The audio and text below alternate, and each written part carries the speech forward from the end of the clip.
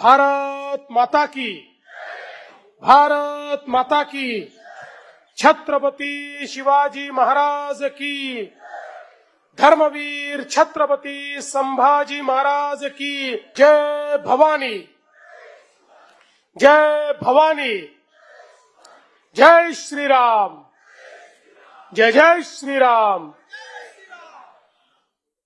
हिंदवी स्वराज्याचे सरसंस्थापक छत्रपती शिवरायांना मानाचा मुजरा करतो। भारतीय राज्यघटनेचे शिल्पकार भारतरत्न डॉक्टर बाबासाहेब आंबेडकर यांना मानवंदना अर्पित करतो। आजच्या या सभेमध्ये मंचावर उपस्थित असलेले आपल्या शहरातील भोसरी भागाचे लोकप्रिय आमदार महेशदादा लांडगे, आपले चिंचवडचे लोकप्रिय आमदार शंकरभाऊ जगताप, आपल्या पिंपरीमधील विधान परिषदेचे आमदार द्वय उमाताई खापरे, अमितजी गोरखे, आपले अध्यक्ष शत्रुघ्न बापू काटे, मोरेश्वर शेडगे, राजेश पिल्ले, सदाशिव खाडे, अनुप मोरे, राहुल कलाटे, या ठिकाणी उपस्थित सर्व आपले उमेदवार, प्रभाग 14 मध्ये कैलास कुटे, मिनल यादव, ऐश्वर्या बाबर, प्रसाद शेट्टी, प्रभाग 15 मध्ये राजू मिसाळ, शैलजाताई मोरे, अमित गावडे, शर्मिलाताई बाबर, प्रभाग 10 मध्ये अनुराधाताई गोरखे, कुशाग्र कदम, तुषार हिंगे, प्रभाग 19 मध्ये मधुरा शिंदे, जयश्री गावडे, शीतल उर्फ विजय शिंदे, मंदार देशपांडे, प्रभाग 20 मध्ये संदीप बागडे, रश्मी लांडे, सुजाता पलांडे, सतीश नागरगोजे, प्रभाग 21 मध्ये मोनिका निकाळजे, गणेश ढाकणे, उषा वाघेरे, नाडिक पंजाबी, प्रभाग 30 मध्ये चंद्रकांता सोनकांबळे, उषा मुंडे, प्रतिभा जवळकर, संजय काटे, या ठिकाणी मंचावरील सर्व मान्यवर आणि उपस्थित सर्व माझ्या माता भगिनी आणि बंधूंनो, आज मला अतिशय आनंद आहे की या पिंपरी चिंचवड शहरामध्ये आपल्या सर्वांना संबोधित करण्याकरता, आपलं दर्शन घेण्याकरता या महानगरपालिकेच्या निवडणुकीच्या निमित्ताने मी उपस्थित आहे। खरं म्हणजे हे जे शहर आहे हे महाराष्ट्रातलं अतिशय वेगाने विकसित होणारं शहर आहे। एकेकाळी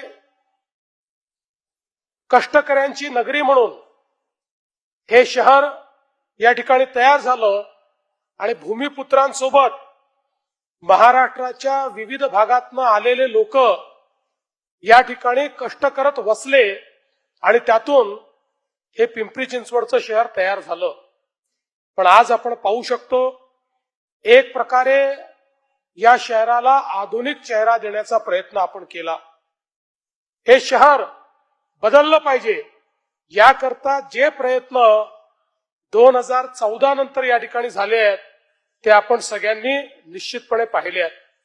आता आमचे महेश दादा जरा वैतागले होते, कारण निवडणुका आल्या की अनेकांना कंठ फुटतो, अनेक लोक काही काही बोलत असतात। पण दादा एक लक्षात ठेवा, परिंदे को मिलेगी मंजिल एक दिन, ये उनके फैरे हुए पंख बोलते हैं। परिंदे को मिलेगी मंजिल एक दिन, ये उनके फैले हुए पंख बोलते हैं, और वही लोग रहते हैं खामोश अक्सर जमाने में जिनके हुनर बोलते हैं। आपलं काम बोलतंय आणि त्या कामामुळेच हा वैताग आहे, त्या कामामुळेच या ठिकाणी हा त्राग आहे, हा रागराग आहे। जरा समजून घ्या दादा, ते रागवले म्हणून तुम्ही रागवू नका। तुम्ही काम केलं, तुम्ही फक्त काम सांगा, समोरच्या लोकांना सांगायला काम नाही। त्यांना अनेक प्रश्न विचारले जातात, त्या प्रश्नाची द्यायला उत्तरं नाहीत। त्यामुळे विकासावरनं या निवडणुकीची चर्चा ही कुठल्या तरी वादावादीत झाली पाहिजे, सवाल जवाब झाला पाहिजे, अशा पद्धतीचा त्यांचा प्रयत्न आहे। त्यामुळे इतकं मोठं काम या पिंपरी चिंचवडमध्ये आपण केलाय की मला असं वाटतं की नुसतं ते काम आपण जर या ठिकाणी सांगितलं तरी देखील कोणालाही उत्तर देण्याची वेळ ही या ठिकाणी आपल्याला येणार नाही. आणि मला विश्वास आहे ज्या प्रकारे मागच्या निवडणुकीमध्ये या पिंपरी चिंचवडने आपल्याला मतदान केलं त्यापेक्षा जास्त जागा या वेळच्या महानगरपालिकेमध्ये आपल्या निवडून येतील. आता पूर्वी कारभार कसा होता आपण बघा, एक छोटंसं उदाहरण सांगतो. या शहरामध्ये JNNREM मधनं 13,000 घरांचं बांधकाम करायचं अशा प्रकारचा निर्णय झाला आणि जवळजवळ 15 वर्ष हे बांधकाम रखडलं. 15 वर्षात या ठिकाणी 13,000पैकी 6,700 घरं केवळ तयार झाली. काळ कोणाचा होतं मी सांगणार नाही, सरकार आपल्या आधीच होतं की नाही, त्यांच्या काळामधले हे त्या ठिकाणचे घरं होते. 6,700 घरं तयार झाली आणि त्याचं बांधकाम इतकं निकृष्ट झालं की त्यामध्ये कोणी जायला तयार नाही, अशा पद्धतीची परिस्थिती निर्माण झाली. पण दुसरीकडे मोदीजी आल्यानंतर प्रधानमंत्री आवास योजनेच्या अंतर्गत आपण बोराडेवाडीला 1288 घरं केली, 4 होळीला 1442 घरं केली, आकुर्डीला 568 घरं केली, पिंपरीला 370 घरं केली, डुलगावला 1190 घरं केली. आणि कोणी जाऊन पाहू शकतं JNNREM चे घरं आणि मोदीजींच्या प्रधानमंत्री आवास योजनेची घरं, या दोन घराची तुलना केली, या दोन घरांच्या वेगाची तुलना केली तरी देखील जे भारतीय जनता पक्षावर टीका करतायत त्यांना हे उत्तर आहे की तुमचा काळ काय होता, आमचा काळ काय आहे, हे या घरांच्या माध्यमातून देखील आपण दाखवू शकतो. खरं तर या महानगरपालिकेमध्ये गेल्या काळामध्ये अतिशय चांगल्या पद्धतीने आपण कारभार करण्याचा प्रयत्न केला. हे जे शहर आहे आपल्याला माहिती आहे की गावठाणाचा भाग आणि अर्बन अग्लोमरेशन असं मिळून तयार झालेलं शहर आहे. पण या शहरासमोर सगळ्यात मोठं आव्हान काय आहे तर पुढच्या काळामध्ये हा जो पुणे जिल्हा आहे, ज्या पद्धतीनं पुणे जिल्हा विकसित होतोय, हा पुणे जिल्हा एकीकडे आपलं मॅन्युफॅक्चरिंगचं हब आहे, दुसरीकडे टेक्नॉलॉजीचं हब आहे आणि आता तिसरीकडे आम्ही याला GCCचं हब देखील करतो आहोत. आता भारतातले 25% GCC या पुणे जिल्ह्यामध्ये असणार आहेत आणि या सगळ्या विस्तारामध्ये पुढच्या काळामध्ये पुण्यापेक्षा जास्त लोकसंख्या ही पिंपरी चिंचवडची होणार आहे. इतक्या वेगानं पिंपरी चिंचवडचा विस्तार होणार आहे आणि म्हणूनच सातत्याने आम्ही हा प्रयत्न केला की आपल्याला पिंपरी चिंचवड एक चांगलं शहर म्हणून कसं विकसित करता येईल, या ठिकाणी शिक्षण, आरोग्य, रोजगार याच्या संधी कशा तयार करता येतील. आणि त्या दृष्टीने खऱ्या अर्थानं मी तर महानगरपालिकेचं अभिनंदन करेन की आपल्या महानगरपालिकेने या ठिकाणी शाळांचा दर्जा आपण सुधारवला. आज आपण बघा की आपल्या या शाळांमधली गेल्या 3 वर्षाची जर आकडेवारी बघितली तर दरवर्षी महानगरपालिकेच्या शाळेतले प्रवेश वाढले आहेत. महानगरपालिकेच्या शाळा गरिबांच्या, मध्यमवर्गीयांच्या शाळा आहेत. आपण इतर महानगरपालिकांमध्ये गेला तर त्या शाळा बंद होत आहेत, पण या ठिकाणी आता जवळपास 51,000 मुलं ही महानगरपालिकेच्या शाळेत शिकतात, ज्यात 26,000 मुली आहेत आणि त्यांना रेनकोट असेल, बूट असेल, शालेय साहित्यासाठी DBT असेल, पालकांना QR कोड आधारित व्हाउचर असतील, या सगळ्या देणारी महानगरपालिका कुठली असेल तर ती आपली पिंपरी चिंचवडची महानगरपालिका आहे.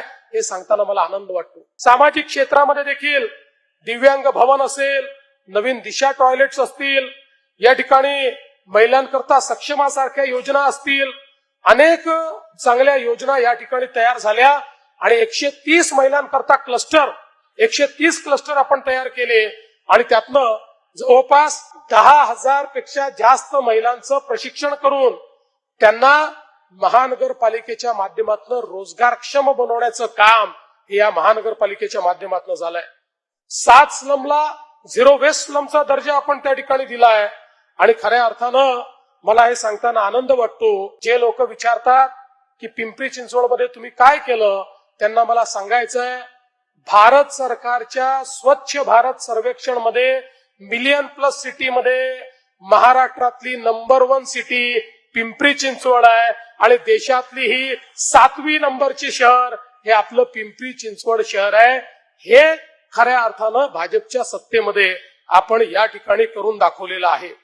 आज आपण बघू शकतो खूप मोठ्या प्रमाणात या पिंपरी चिंचवडमध्ये आपण कचऱ्यावर वेगवेगळ्या प्रकारची प्रक्रिया केली. आज आपला प्रयत्न असा आहे की पिंपरी चिंचवड सारख्या शहरामध्ये घन कचऱ्याचं 100% व्यवस्थापन झालं पाहिजे. आपली शहरं स्वच्छ झाली पाहिजेत. एक काळ होता आपण केवळ डम्पिंग करायचो. मागच्या काळामध्ये मी जेव्हा पिंपरी चिंचवडला यायचो त्यावेळी अनेक ठिकाणी आम्हाला तक्रार यायची, आमच्याकडचं डम्पयार्ड हटवा आणि ते दुसरीकडे घेऊन जा. अशा प्रकारे कधी मोशीतनं सांगायचे, कधी अजून कुठून सांगायचे. पण खऱ्या अर्थानं या ठिकाणी आता आपण हा प्रयत्न सुरू केला की डम्पिंगच करायचं नाही, कचऱ्यावर 100% प्रक्रिया झाली पाहिजे. आणि आपले प्रधानमंत्री माननीय मोदीजी नेहमी सांगतात की आता तो जमाना गेला जेव्हा कचरा तुमच्यावर बर्डन होतं. आता कचरा बर्डन नाही, आता कचरा ही तुमची संपत्ती आहे. त्याच्यावर प्रक्रिया करा आणि त्यातनं महानगरपालिकेला मालमत्ता तयार केला. आणि मला सांगताना आनंद वाटतो, महाराष्ट्रातली पहिली महानगरपालिका ही ठरली ज्यांनी कचऱ्यापासून वीज निर्मिती करून दाखवली. आता कचऱ्यापासून आपण वीज निर्मिती करतोय आणि दुसऱ्या टप्प्यामध्ये 100% कचरा हा डंप न होता 27 मेगावॅट विजेची निर्मिती त्या कचऱ्यातनं आपण करणार आहोत, ज्यामुळे मोठ्या प्रमाणात कार्बन एमिशन कमी होणार आहे. आणि एवढंच नाही तर पर्यावरणाचा विचार करत असताना ही पहिली महानगरपालिका आहे ज्यामध्ये आपण पर्यावरणाचा ऍक्शन प्लॅन तयार केला. तो ऍक्शन प्लॅन तयार करून त्यामध्ये 37 अशा प्रकारचे इंटरव्हेन्शन्स हे आपण तयार केले आहेत की जे 37 इंटरव्हेन्शन ज्यावेळेस आपण पूर्ण करू त्यावेळी आपली जी हवा आहे, जी एअर क्वालिटी आहे, ती एअर क्वालिटी चांगली होईल.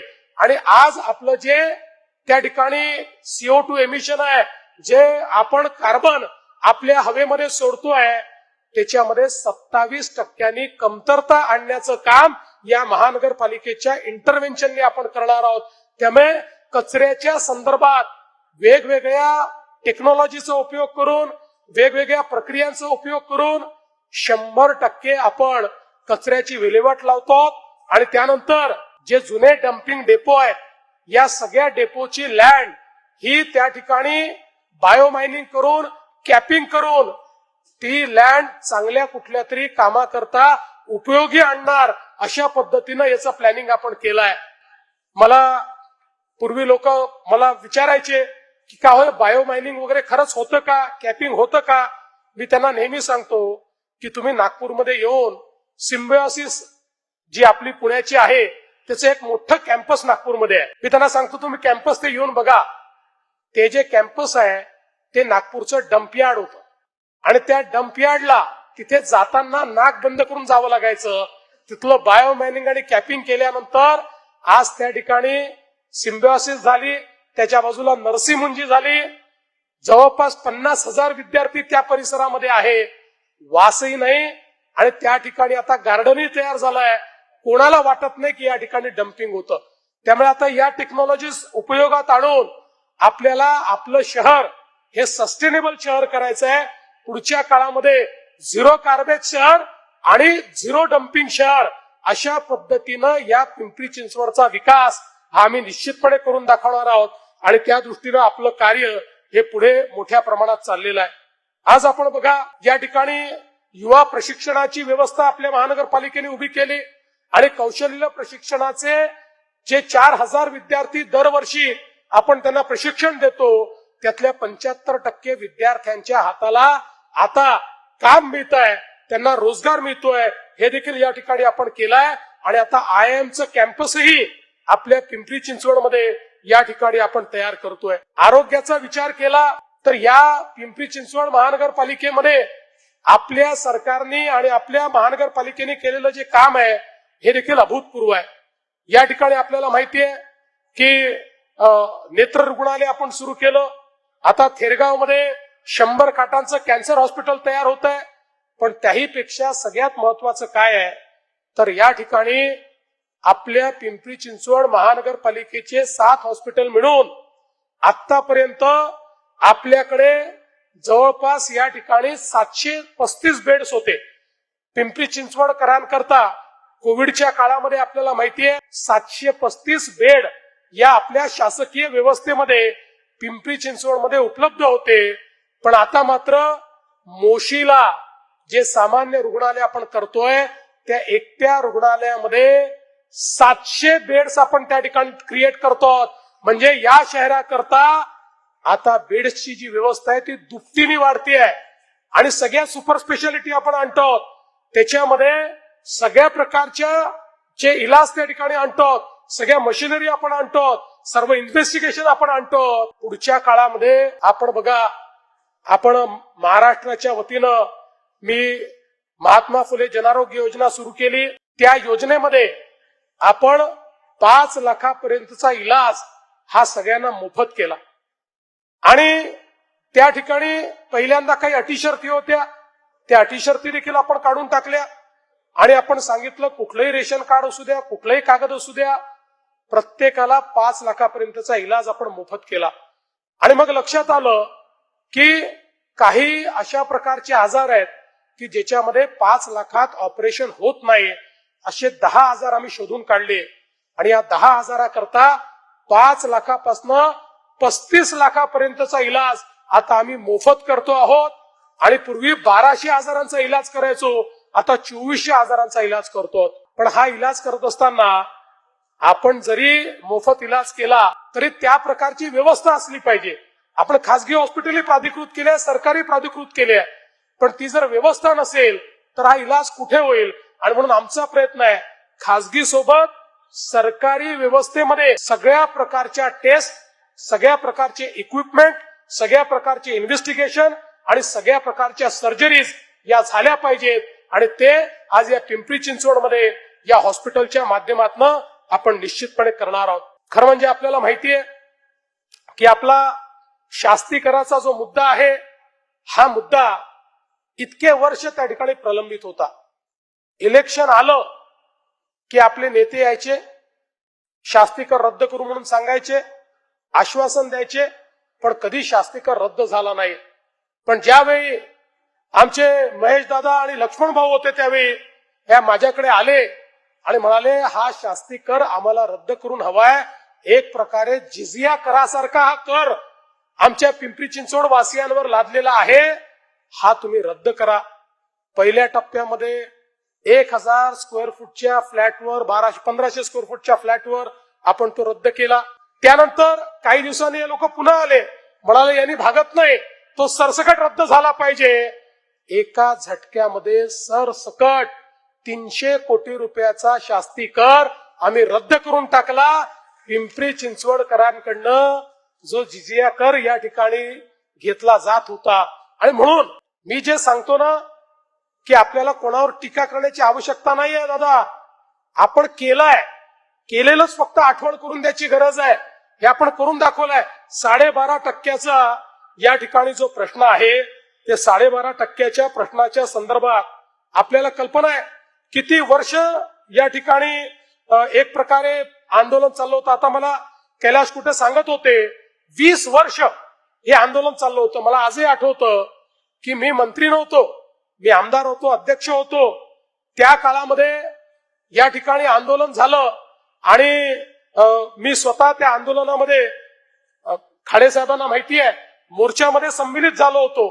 आणि त्यावेळेस आपल्या सगळ्यांच्या वतीनं मी पण मागणी केली होती की 12.5% हे या ठिकाणी जी काही भूमिपुत्रांना परतावा आहे तो मिळाला पाहिजे. पण तेव्हाचं सरकार म्हणायचं की एकदा सूर्य पूर्वेचा पश्चिमेला उगवेल पण 12.5%चा परतावा मिळू शकत नाही. पण जे त्यांना जमत नाही तेच करणारे आम्ही लोक आहोत. आम्ही 12.5%चा परतावा करून दाखवला आणि त्याचा निर्णय देखील आपण घेतला. आणि म्हणून मी सांगतो की जे या ठिकाणी सामान्य माणसाला हवंय ते करणारे आपण लोक आहोत. फ्री होल्डचा प्रश्न देखील महत्वाचा होता. इतके वर्ष फ्री होल्डची मागणी होती. या ठिकाणी पिंपरी चिंचवड सहित महाराष्ट्रामध्ये मोठ्या प्रमाणात प्राधिकरणाच्या वेगवेगळ्या जमिनी होत्या. या जमिनींना फ्री होल्ड करण्याचा निर्णय देखील हा भारतीय जनता पक्षानेच घेतला. हे देखील आपण सगळ्यांनी या ठिकाणी लक्षात घेतलं पाहिजे. आज आपण बघा वेगवेगळ्या प्रकारचे जे रिफॉर्म्स आपण या ठिकाणी केले, त्या रिफॉर्म्समुळे शास्ती कर रद्द करून देखील या महानगरपालिकेचं टॅक्सचं उत्पन्न 350 कोटी रुपयांनी वाढलं. त्या ठिकाणी टॅक्सेस नाही वाढवले. आपल्याला मला या ठिकाणी सांगितलं पाहिजे की आपल्या महानगरपालिकेच्या क्षेत्रामध्ये 6,35,000 इमारतींवर टॅक्स होता. आणि ज्यावेळी नवीन पद्धतीनं सर्व्हे केला त्यावेळी असं लक्षात आलं की या ठिकाणी 6,35,000 नाही, 8,54,000 इमारती आहेत. म्हणजे जवळपास 2-2.5 लाख अशा प्रकारच्या प्रॉपर्टीज होत्या की ज्या होत्या पण त्या टॅक्सच देत नव्हत्या. तिथे टॅक्सच नव्हता. म्हणजे जो बिचारा टॅक्स देतोय त्याच्याचकडनं टॅक्स घ्यायचा आणि जो देत नाही त्याच्याकडनं घ्यायचा नाही. आपण रिफॉर्म केला, सांगितलं टॅक्सेस वाढवू नका. टॅक्सच्या नेटच्या बाहेर जे लोक आहेत त्यांनाही टॅक्सच्या नेटमध्ये आणा. त्यामुळे आवक वाढेल, टॅक्सेस वाढवण्याची आवश्यकता पडणार नाही, शास्ती लावण्याची आवश्यकता पडणार नाही. आज या ठिकाणी आपण पाहू शकतो की जवळपास या मोठ्या प्रमाणात 350 कोटी रुपयांनी आपण ही आवक वाढवली आणि त्यातनं मोठ्या प्रमाणात आज विकास कामं करण्याकरता या ठिकाणी आपल्याकडे पैसा आहे. आज ही गोष्ट देखील खरी आहे. रेड झोनचा जो प्रश्न आहे तो अत्यंत महत्वाचा आहे. या संदर्भात मागच्या काळात एक बैठक आपण घेतली आहे. मी तुम्हाला आज एवढंच सांगतो की सातत्याने पाठपुरावा करून या रेड झोनची फाईल आम्ही भरपूर पुढे नेलेली आहे. आणि मला हा विश्वास आहे की पुढच्या काही दिवसांमध्ये, काही महिन्यांमध्ये रेड झोन बाबत काही ना काही सकारात्मक अशा प्रकारचा निर्णय हा पिंपरी चिंचवड वासियांना आम्ही निश्चितपणे करून देऊ. पण त्यासोबत ब्ल्यू लाईन आणि रेड लाईनचा देखील प्रश्न या ठिकाणी आहे. आणि त्यामुळे मोठ्या प्रमाणात लोकांचा विकास अडलाय, अडचणी झाल्या आहेत, लोक इल्लीगल ठरलेले आहेत. खरं म्हणजे हा जो ब्ल्यू लाईन रेड लाईनचा प्रश्न आहे हा 2 गोष्टींमुळे तयार झाला. एक तर आपला जो नवीन युनिफाईड डीसीपीआर आहे त्या युनिफाईड डीसीपीआर मधल्या काही तरतुदी आहे की ज्या तरतुदींमुळे या ठिकाणी इथला विकास हा थांबलेला आहे. आणि दुसरं रेड लाईन आणि ब्ल्यू लाईनचा जो विषय आहे हा कधीतरी 100 वर्षापूर्वीच्या 50 वर्षापूर्वीच्या गृहितिकांवर आधारित आहे. म्हणजे तेव्हाचे जे काही आपले फ्लड्सचे जे काही मार्किंग आहेत त्याच्या आधारावर हा केलेला आहे. आणि म्हणून मी हा निर्णय घेतला, पिंपरी चिंचवड सहित महाराष्ट्रातली जेवढी महानगरं आहेत आणि जिथे जिथे नद्या आहेत किंवा मोठे नाले आहेत अशा सगळ्या ठिकाणी नवीन पद्धतीनं सर्वे करून आम्ही ब्ल्यू लाईन आणि रेड लाईन याचा नव्याने आखणी त्या ठिकाणी करणार आहोत. आणि ही नव्याने आखणी करून आता आपल्याकडे फ्लड मिटिगेशन मेजर्स आहेत. आता जो भाग ब्ल्यू लाईन रेड लाईन मध्ये असला, जसं कोल्हापूरला मी मागच्या काळामध्ये केलं, कोल्हापूरमध्ये जो काही अशा प्रकारचा भाग आहे त्या भागाकरता आम्ही नवीन डीसीपीआर तयार केला. आणि गृहीत हे धरलं की समजा अशा प्रकारचा फ्लड आला तर कशा पद्धतीचं बांधकाम असलं पाहिजे, त्याचे नवीन नियम केले आणि ते नियम लोकांनी स्वीकारले आणि त्या ठिकाणी बांधकामाची सुरुवात झाली. तशाच पद्धतीनं आपल्या पिंपरी चिंचवडमध्येही ज्या भागामध्ये ब्ल्यू लाईन रेड लाईनचा प्रश्न आहे तिथे आता आम्ही सॅटेलाइट इमेजरीचा वापर करतो, जिओस्पेशियल डेटाचा उपयोग करतो आहोत आणि फ्लड मिटिगेशन सिस्टीमचा वापर करतो आहोत. त्यामुळे मला विश्वास आहे आणि पुढच्या काळामध्ये डीसीपीआर मध्ये आपण युनिफाईड डीसीआर मध्ये आपण बदल करणार आहोत की ज्या माध्यमातून इथला हा जो प्रश्न आहे हा प्रश्न पूर्णपणे सोडवण्याचं काम आपण करू. आज आपल्याला माहिती आहे मोठ्या प्रमाणात आपण या ठिकाणी रस्त्यांचं काम सुरू केलेलं आहे. 54 किलोमीटरचं रोड नेटवर्क हे आणि विशेषतः डीपी रोड जे आहेत ते मोठ्या प्रमाणात आपण या ठिकाणी तयार करतो.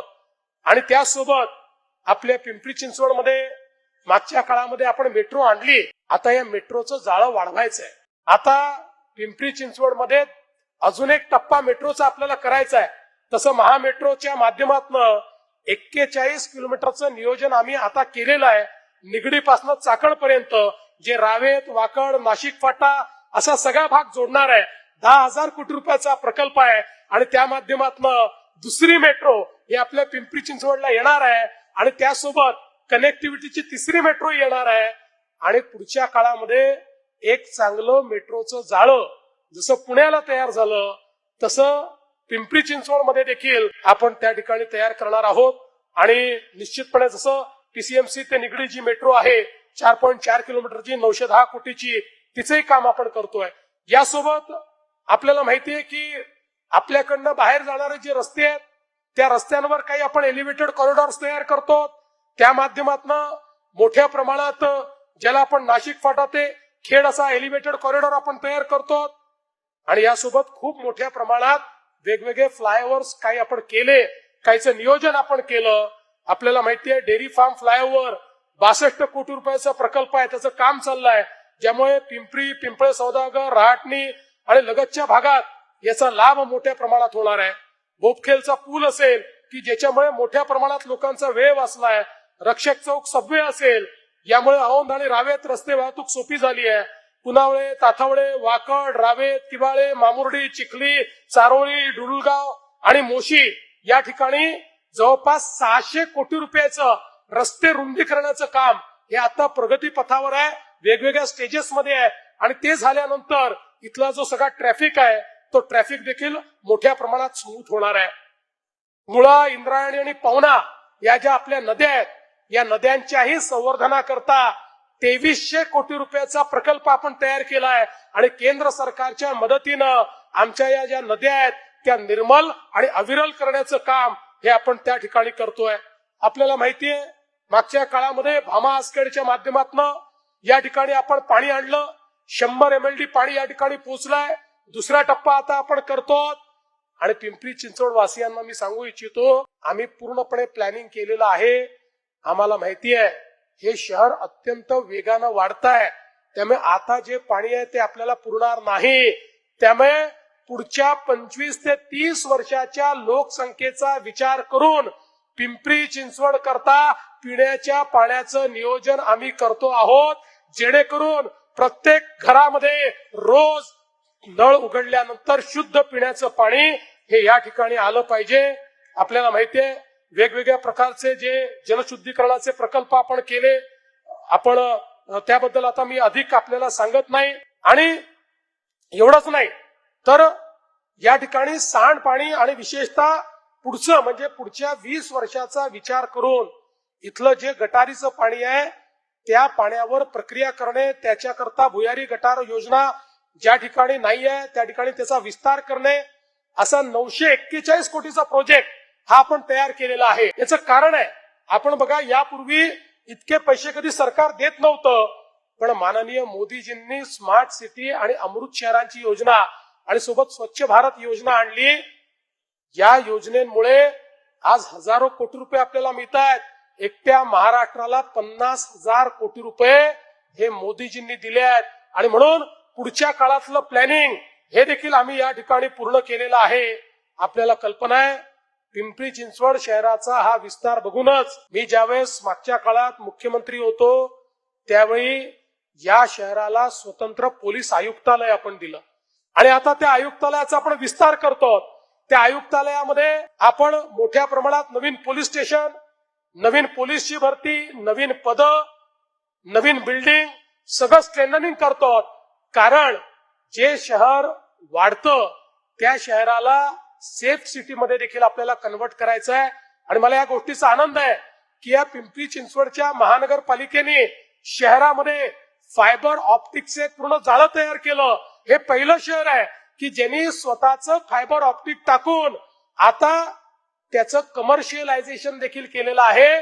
टाकलेल्या फायबर ऑप्टिक पासनं आता महानगरपालिकेला त्या ठिकाणी चांगल्या पद्धतीनं एक प्रकारे रेव्हेन्यू देखील मिळतोय. आणि त्यासोबत हे शहर सेफ शहर करण्याकरता 2000 सीसीटीव्ही आपण लावले आहेत. त्याचे कमांड अँड कंट्रोल सिस्टीम आपण केलेली आहे. त्याच्यामध्ये फेस रिकॉग्निशन आपण लावलं आहे. त्याच्यामध्ये नंबर आयडेंटिफिकेशन आपण लावलं आहे. आता त्याला AI बेस आपण करतो. म्हणजे कुठेही काही घटना घडली तर एका मिनिटात आपल्याला कोणी केलाय हे कळेल, कशी घडली आहे कळेल. या ठिकाणी एखादा जुलूस असेल तर त्याचं देखील मॅनेजमेंट या सेफ सिटीच्या या सीसीटीव्हीच्या माध्यमातून आपण करू. आणि पुढच्या काळामध्ये ट्रॅफिकचं जे मॅनेजमेंट आहे त्यामध्येही सगळा लिगसी डेटा आणि त्यासोबत Jio special data, Google imagery या सगळ्यांचं एकत्रित करून एक एआय मॉडेल तयार करून ट्रॅफिक सिम्युलेशन आपण करतो की ज्या माध्यमातून ट्रॅफिकही स्मूथली गेला पाहिजे आणि लोकांनाही मोठ्या प्रमाणात त्या ठिकाणी फायदा झाला पाहिजे. खरं म्हणजे बंधू भगिनींनो, सांगण्यासारख्या खूप गोष्टी आहेत. सगळ्या गोष्टी जर सांगायला लागलो, अजून 3 सभा मुंबईला जाऊन मला करायच्या आहेत, त्यातली एखादी सभा रद्द करावी लागेल. पण हे सगळं सांगण्याचं कारण काय आहे? हे सगळं सांगण्याचं कारण हेच आहे, हे सगळं मागच्या काळात होत नव्हतं, पण तुम्ही भाजपला निवडून दिल्यानंतर हे सगळं घडलेलं आहे. कमी काळामध्ये हे सगळं आम्ही करून दाखवलेलं आहे आणि पुढे देखील याही पेक्षा चांगलं आम्हाला करायचं आहे. आता या देशामध्ये आणि महाराष्ट्रामध्ये या ठिकाणी एक विकासाचं विजन आमचं तयार झालेलं आहे. ते विजन पूर्ण करायचं आहे. आम्ही पुण्याला ग्रोथ हब म्हणून ज्यावेळेस विचार करतो त्यावेळेस पुणे असेल, पिंपरी चिंचवड असेल, आणि मला अतिशय आनंद आहे, मी स्वतः मुख्यमंत्री असताना पीएमआरडीएची स्थापना केली. ते पीएमआरडीएचं क्षेत्र असेल याचा एकात्मिक विचार करून आम्ही या एकात्मिक अर्बन अॅग्लोमरेशनला भारतातलं सगळ्यात व्हायब्रंट अशा प्रकारचं अर्बन अॅग्लोमरेशन तयार करू इच्छितो. पण त्याकरता तुमचा सगळ्यांचा आशीर्वाद हा मला महत्वाचा आहे. आणि म्हणून येत्या 15 तारखेला आपल्या सगळ्यांना आम्हाला आशीर्वाद द्यायचा आहे. माझ्या अनेक लाडक्या बहिणी या ठिकाणी बसलेत, त्यांना देखील सांगू इच्छितो, ज्यावेळेस पूर्ण बहुमताने भाजपचं सरकार आलं, काही लोक म्हणायचे आता यांना कोणाची आवश्यकता नाही, आता हे लाडकी बहीण योजना बंद करतील. 1 वर्ष होऊन गेलं, लाडकी बहीण योजना सुरूच आहे.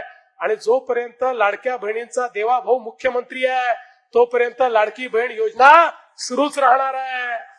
आणि मी या ठिकाणी आमच्या सर्व आमदारांना सांगू इच्छितो, आता ही महानगरपालिका निवडून आल्यानंतर तुम्हाला एक जबाबदारी देऊन जातो.